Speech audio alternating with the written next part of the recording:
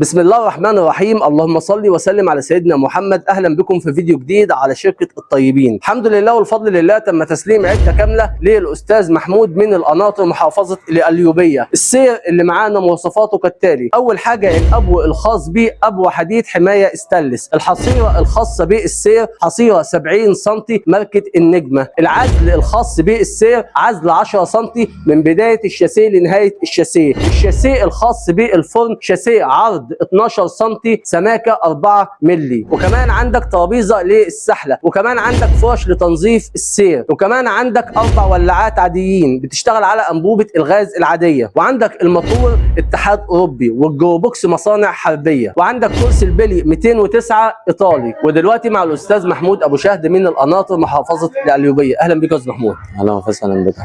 دلوقتي الاول الف مبروك على العده اللي استلمتها من شركه الطيبين. الله يبارك فيك. حابين الاول نعرف قبل اي شيء ازاي اتعرفت على شركه الطيبين؟ والله اتعرفنا عليها من صوتكم الحلو برضو. الله يبارك لك. الناس بتشكر فيكم، واحنا جايين على الوصفه برضو. تمام. بس لما جينا هنا برضو بسم الله ما شاء الله تسلم ايديكم يعني في التصنيع وفي كل حاجه. الله يبارك لكم يعني والله. رحت شركات تانية قبل ما تيجي هنا؟ والله انا سالت بامانه. لا هو احنا ما رحناش، بس كان قدامنا كذا شركه او كذا واحد كلمنا يعني ان انا اروح لفلان، بس احنا فضلنا ان احنا نيجي نجرب شركه الطيبين. ليه اخترت شركه الطيبين؟ عشان الناس كلها بتشكر فيها وبيعمل حاجه بما يرضي الله، وبرضه في نفس الوقت الوقت مش غالي قوي، ومتعاطف برضه مع الناس اللي بتعمل عنده طب الحاجه. الكلام اللي انت سمعته عن شركه الطيبين هو اللي انت جيت وشفته؟ بالظبط. طيب العده اللي انت تعاقدت معاها مع ابو زياد هي نفس المواصفات اللي انت هي استلمتها؟ نفس المواصفات زي ما قلت له بالملي، وتسلم تمام. ايده والله ابو زيزو يعني. الحاجه كلها مظبوطه، كل حاجه مظبوطه، كل حاجه تمام والله يا باشا. طب تنصح الناس بالتعامل مع شركه الطيبين ولا لا؟ انصح بامانه. الناس اي حد عايز يعمل فرنه يجي لشركه الطيبين، رقم 1 في مصر بعون الله.